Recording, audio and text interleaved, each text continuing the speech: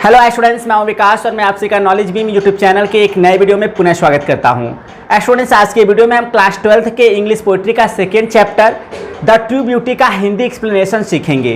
तो मैं आपको इस कविता का अच्छी तरह से हिंदी एक्सप्लेनेशन स्पष्ट करने के लिए किताब पर ले चलूँ उससे पहले मैंने इस व्हाइट बोर्ड पर इस कविता में जो दो स्टेंजा आए हुए हैं उनके कॉन्टेक्स्ट आपको किस तरह से लिखने चाहिए ताकि आपको आसानी से याद भी हो जाए और आपको पूरे मार्क्स भी मिल जाए। तो मैं इस व्हाइट बोर्ड पर उन दोनों ही स्टेंजा के कॉन्टेक्स्ट को लिखा हुआ हूँ, मैं आपको अच्छी तरह से उन्हें स्पष्ट कर देता हूँ। उसके बाद हम लोग किताब पर जाएंगे और इस पोएम का अच्छी तरह से हिंदी एक्सप्लेनेशन सीखेंगे। तो देख सकते हैं इस व्हाइट बोर्ड पर मैंने लिखा है English poetry class 12 chapter number 2 है और कविता का नाम है द ट्रू ब्यूटी। इसे लिखा है थॉमस क्रे ने, अर्थात इसके जो पोएट है थॉमस क्रे हैं। तो टाइटल और पोएट का नाम दोनों याद रखिएगा ताकि आपको रेफरेंस लिखने में कोई प्रॉब्लम ना हो। तो अगर आपको यह कविता, इस कविता का कोई भी आपको स्टेंजा एग्जाम में देखने को मिल जाए तो रेफरेंस आप इसी तरह का लिखेंगे, यानी दोनों स्टेंजा के लिए रेफरेंस एक ही रहेगा। यानी एक कविता का अगर कोई भी पोएम है उसका रेफरेंस एक ही होता है, ठीक है। तो रेफरेंस ऐसे लिखिए, this stanza has been taken from the poem the true beauty composed by Thomas Carew, अर्थात यह पद्यांश थॉमस क्रे द्वारा रचित द ट्रू ब्यूटी नामक कविता से लिया गया है। तो इस कविता के लिए रेफरेंस आप यही लिखेंगे। इस कविता में दो स्टेंजा है, दोनों स्टेंजा के लिए रेफरेंस यही लिखना होगा। इसके बाद जो पहला स्टेंजा आया है he that dot dot waste away, या जो पहला स्टेंजा आया है इसके लिए आपको कॉन्टेक्स्ट इस तरह से लिखना होगा, प्रसंग इस तरह से लिखना होगा। In these lines the poet tells us about physical beauty without virtues, अर्थात इन पंक्तियों में कवि हम लोगों को बगैर गुण वाले शारीरिक सुंदरता के बारे में बताता है। तो पहला जो स्टेंजा है उसमें जो पोएट है वह बगैर गुण वाले शारीरिक सुंदरता के बारे में हम लोगों को बताते हैं। बहुत ही आसान है, सिंपल है और बहुत ही इफेक्टिव है। इसको अच्छी तरह से आप लर्न कर लीजिए। इसके बाद जो दूसरा स्टेंजा आया है but I smooth dot dot ice, ये दूसरा जो स्टेंजा है इसमें जो आपको कॉन्टेक्स्ट लिखना होगा इसके लिए वह कुछ इस तरह से लिखना होगा, in these lines the poet tells us about spiritual beauty, अर्थात इन पंक्तियों में कवि हम लोगों को आध्यात्मिक सुंदरता के बारे में बताते हैं।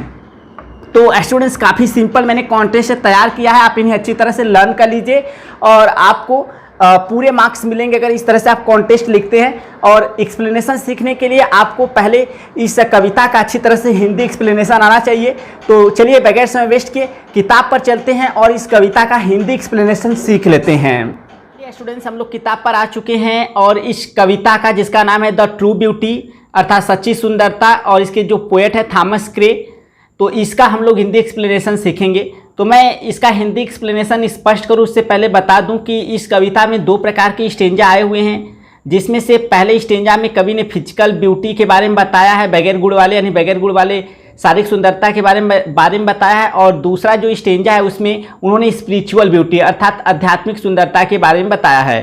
तो एक तरह से कहा जाए तो उन्होंने इस कविता में कंपैरिजन किया है बगैर गुण वाले शारीरिक सुंदरता और आध्यात्मिक सुंदरता के बारे में। तो चलिए कविता को स्टार्ट करते हैं और इसके हिंदी एक्सप्लेनेशन को समझते हैं। तो यहाँ से स्टार्ट है, ही मतलब वह व्यक्ति, दैट मतलब जो कि, लफ्स मतलब स्नेह करता है या प्रेम करता है, और रोजी चिक एक गुलाबी गाल को, यानी वह व्यक्ति जो एक गुलाबी गाल को स्नेह करता है। तो किसके गुलाबी गाल को? अपने प्रेयसी के, ठीक है। ही दैट लव्स अ रोजी चिक, अर्थात वह व्यक्ति जो कि अपने प्रेयसी के गुलाबी गाल को स्नेह करता है, और अथवा अ कोरल लिप, कोरल, तो कोरल एक प्रकार का जेम्स होता है, रत्न होता है जिसका रंग लाल होता है, ठीक है, मूंगा जिसे बोलते हैं।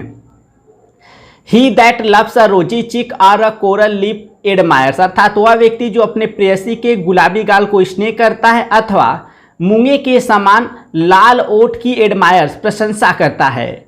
यानी वह व्यक्ति जो अपने प्रेयसी के गुलाबी गाल को स्नेह करता है अथवा उसके मूंगे के समान लाल ओठ की क्या करता है? प्रशंसा करता है। और अथवा फ्रॉम स्टार लाइक आइस, अथवा फ्रॉम स्टार लाइक आइस, अथवा तारों के समान आँखों से, अथवा उसके तारों के समान आँखों से डथ सीक, सीक मतलब खोजना, तो डथ मतलब डज, डथ सीक तलाश करता है, फ्यूल मतलब ईंधन की, टू मेंटेन मतलब बनाए रखने के लिए या प्रज्वलित रखने के लिए, ही ज फायर्स अपनी अग्नि को, तो अग्नि किस चीज़ की है? प्रेम रूपी अग्नि। देखिए, ही that loves a rosy cheek or a coral lip admires, अर्थात वह व्यक्ति जो अपने प्रेयसी के गुलाबी गाल को स्नेह करता है अथवा मूंगे के समान उसके लाल ओठों की प्रशंसा करता है, और from star like eyes doth seek fuel to maintain his fires, अथवा उसके तारों के समान आँखों से अपनी प्रेम रूपी अग्नि को बनाए रखने के लिए ईंधन की तलाश करता है। As old times makes these decay, जैसे ही समय की गति, as old times makes these decay, जैसे ही समय की गति मेक्स दीज डीके, इन्हें पतन कर देती या इनको नष्ट कर देती है। सो इसलिए ही जब फ्लेम्स, उसकी प्रेम रूपी ज्वाला या अग्नि मस्ट वेस्ट अवे, अवश्य ही नष्ट हो जाएगी या समाप्त हो जाएगी। फ्लेम मतलब ज्वाला या फिर आप अग्नि भी कह सकते हैं, ठीक है। तो यहाँ पर प्रेम रूपी अग्नि है। तो एक बार पुनः देखते हैं।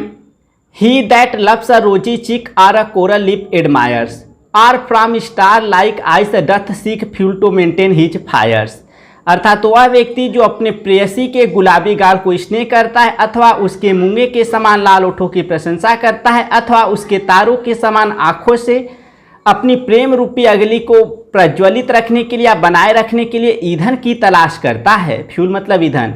As old times makes these decays, जैसे ही समय की गति इन्हें नष्ट कर देती है। सो ही जब फ्लेम्स मस्ट वेस्ट अवे, इसलिए उसकी प्रेम रूपी अग्नि अवश्य ही समाप्त हो जाएगी। तो यहाँ तक हो गया बगैर गुण वाले फिजिकल ब्यूटी के बारे में। अब देखते हैं स्पिरिचुअल ब्यूटी के बारे में कवि क्या बोलते हैं।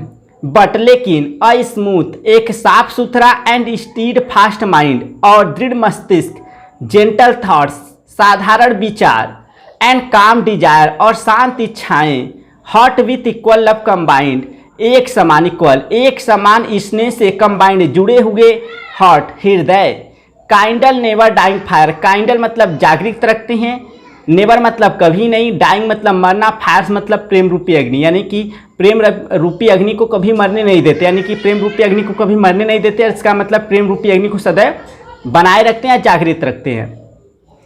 But a smooth and steadfast mind, लेकिन एक चिकना था साफ सुथरा एंड स्टीड फास्ट माइंड, दृढ़ मस्तिष्क, जेंटल थॉट, साधारण विचार, एंड काम डिजायर्स और शांत इच्छाएं, hot with equal love combined, एक समान स्नेह से जुड़े हुए हृदय, काइंडल नेवर डाइंग फायर्स, प्रेम रूपी अग्नि को कभी समाप्त नहीं होने देते या प्रेम रूपी अग्नि को सदैव जागृत रखते हैं। But a smooth and steadfast mind, gentle thought and calm desires, heart with equal love combined, kindle never dying fires, लेकिन एक साफ सुथरा और दृढ़ मस्तिष्क, साधारण विचार और शांत इच्छाएं तथा एक समान स्नेह से जुड़े हुए हृदय प्रेम रूपी अग्नि को सदैव जागृत रखते या प्रेम रूपी अग्नि को सदैव प्रज्वलित रखते या बनाए रखते हैं। वेयर दीज आर नॉट, जहाँ पर ये नहीं है, आई डिस्पाइज, मैं घृणा करता हूँ, लवली चिक्स, सुंदर गालों से, आर लिप्स अथवा ओठों से, आर आइस अथवा आँखों से। Where these are not I despise lovely cheeks or lips or eyes, जहाँ कहीं पर ये नहीं है मैं सुंदर गालों अथवा ओठों अथवा आँखों से घृणा करता हूँ। तो थॉमस क्रे की यह रचना है। एक बार फिर से देख लेते हैं जल्दी से। ही that loves a rosy cheek or a coral lip admires or from star like eyes doth seek fuel to maintain his fires, अर्थात वह व्यक्ति जो अपने प्रेयसी के गुलाबी गाल को स्नेह करता है, अथवा उसके मूंगे के समान लाल ओठों की प्रशंसा करता है, अथवा उसके तारों के समान आंखों से अपनी प्रेम रूपी अग्नि को प्रज्वलित या बनाए रखने के लिए ईंधन की तलाश करता है। As old times make these decay so his flames must waste away, जैसे ही समय की गति इन्हें नष्ट कर देती है, इसलिए जैसे ही समय की गति इनको नष्ट कर देती है उसकी प्रेम रूपी अग्नि अवश्य ही समाप्त हो जाती है। But a smooth and steadfast mind, gentle thoughts and calm desires, heart with equal love combined, kindle never dying fires, लेकिन एक साफ सुथरा दृढ़ मस्तिष्क, साधारण विचार, शांत इच्छाएं और एक समान स्नेह से जुड़े हुए हृदय प्रेम रूपी अग्नि को कभी समाप्त होने नहीं देते या फिर प्रेम रूपी अग्नि को सदैव जागृत रखते हैं। Where these are not I despise lovely cheeks और लिप्स और आइज, जहाँ कहीं पर ये नहीं है मैं सुंदर गालों अथवा ओठों अथवा आँखों से घृणा करता हूँ। थॉमस क्रे। ठीक है, तो स्टूडेंट्स आई होप आपको समझ में आ गया होगा। तो स्टूडेंट्स यह था द ट्रू ब्यूटी नामक कविता का हिंदी एक्सप्लेनेशन, जिसको कि मैंने काफ़ी सिंपल वर्ड्स में आपको स्पष्ट कराया। आई होप आपको काफ़ी हद तक समझ में भी आ गया होगा। अगर आपको लगता है कि नहीं इस वीडियो को करना चाहिए लाइक, तो प्लीज़ आप लाइक करना मत भूलिएगा, क्योंकि इससे मुझे काफ़ी मोटिवेशन मिलता है। साथ ही साथ अपने उन फ्रेंड्स को भी शेयर कीजिएगा जिनके लिए वीडियो यूजफुल हो सकता है। और हमारे चैनल पे पहली बार आए हैं तो हमारे चैनल नॉलेज बूम को जरूर सब्सक्राइब कर ले और बेल आइकन को प्रेस करके नोटिफिकेशन को ऑन कर ले, ताकि आपको हमारे लेटेस्ट वीडियो की नोटिफिकेशन मिलती रहे। यह सब बिल्कुल फ्री है, इसके लिए आपको किसी तरह का कोई चार्ज भी नहीं देना है। तो स्टूडेंट्स मिलते हैं नेक्स्ट वीडियो में, तब तक के लिए thank you so much for watching this video.